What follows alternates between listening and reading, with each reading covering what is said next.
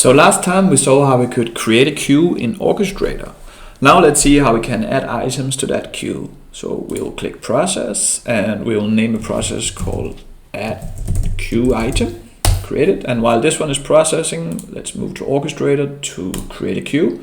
And again, I showed you this last time, so if you haven't got it, you can watch the video. We will create a queue called test queue and leave the settings as they are. Click add here. And we created a queue. So let's go back to Orchestrator, UiPath Studio. We'll open the main.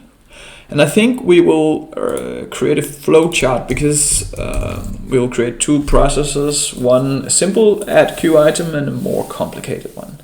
So flowchart, click the arrows, and now we're ready to roll. So we'll find a sequence here. We will drag it in and we will rename it to add a simple add queue item here and start writing the process. So we'll need some kind of a data. So let's create an array of names, array names. That will be the variable type will be an array of strings here. Okay, and we need to specify some default values. That will be the Anders, Hillary, Bill.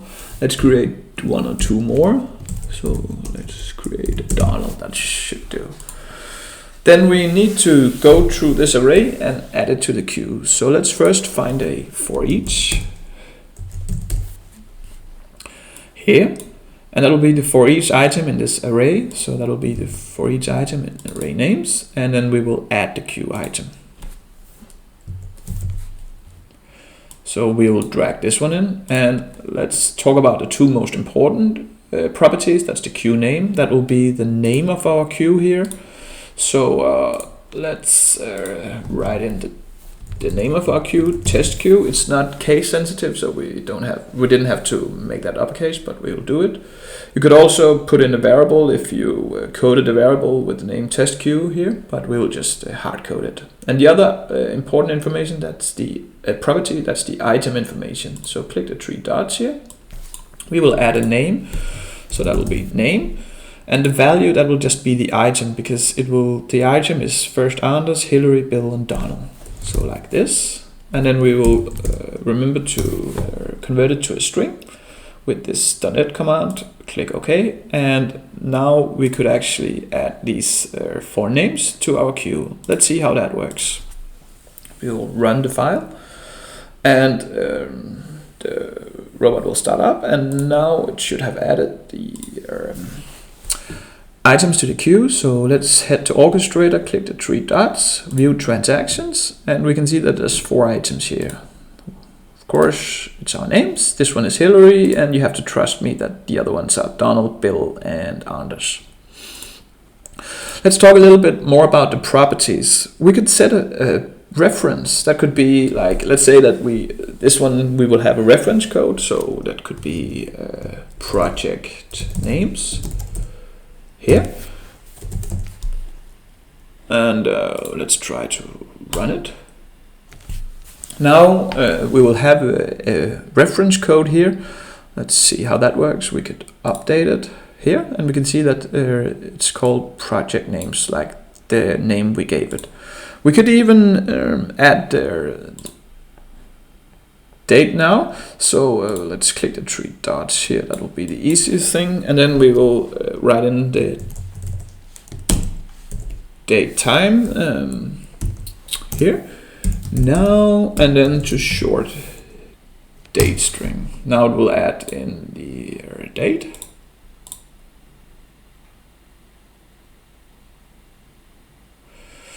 Like this.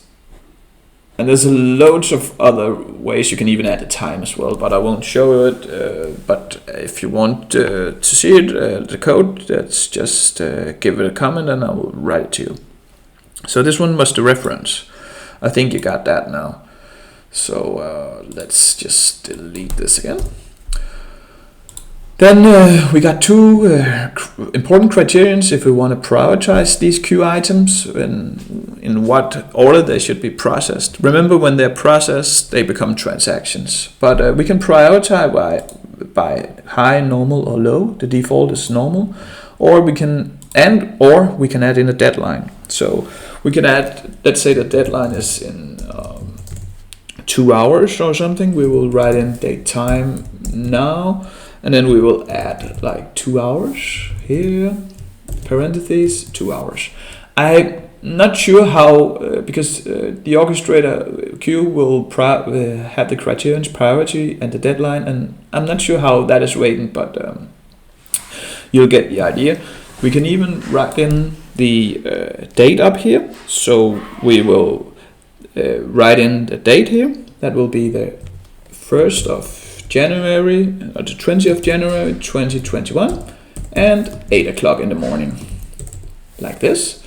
Or it will actually, this is the standard format, or we can actually autocorrect it. We can use the autocorrect, so we can just write 1/20/2021, and then the time we could write this, and we can see that it will autocorrect here, like this. However, we won't use the deadline either. Then we can, that was the reference and the prioritize criterions. Let's try to add a more complicated, more complicated way of, a more advanced, I will call it, way to add the items. So we will add in a new sequence. Here, we will drag this one in, then we will move it over here. And we could, we will call it Advanced Add Queue Item here. We will set it as start node, like this. And now we're ready to make that. I created, or actually I found it on internet, like just a dummy Excel sheet with some order dates, region, reps, items, units, unit cost, and a total. Let's see how we can add these items to the queue. Sorry. So first off, we need to read the Excel sheet into a data table. So we'll find read range. We will drag that one in, and that was the Excel scope. I think we will use the workbook. That's a bit more easy and a bit more stable, but you could use either. So and then we will take a look at the desktop, the sample data. That's the name of the workbook. Sheet 1, that's okay, and we will just be reading the entire sheet like this. Then we will import it to a data table, Control K, DT, we can call it DT names, like this. So this one will just read the Excel sheet and write it into a data table. Then we need to process this data and add it to the queue. So we will find a for each row here. And that will be for each row in the DT names. So that's essentially just the data table with all this information. And for each row, we will add a queue item. So we will add a queue item for each of the rows, the corresponding rows in the data table. So let's drag in a add queue item here. And again, we will specify the queue name. That's the test queue, like this. And let's specify what kind of information we want. Let me just get the Excel sheet up. And let me resize it here. So we want order date. And that will be, let's check the name. That will be order date in, let's just do this in one word. So we'll have to use the .NET command row item order date and then to a string. So that information we want. Do we want other things? Yeah, probably. Then we want maybe the rep. So we'll just create it in the same manner. Rep row item rep to string here. And then let's add in the total. I mean, you can easily add all the other things in yourself. So we'll add in the total. The name was just the total. And let's close the Excel sheet down. Don't save. So total, row, item, total, and then ToString again. So now we will add in the order date, the rep, and the total. So, oh, there was a comma up here. We'll need to change it like this, and that's fine. We don't want this one, so that's it. And now we can add the items to the queue. So we could either empty it, or we'll just add it here afterwards.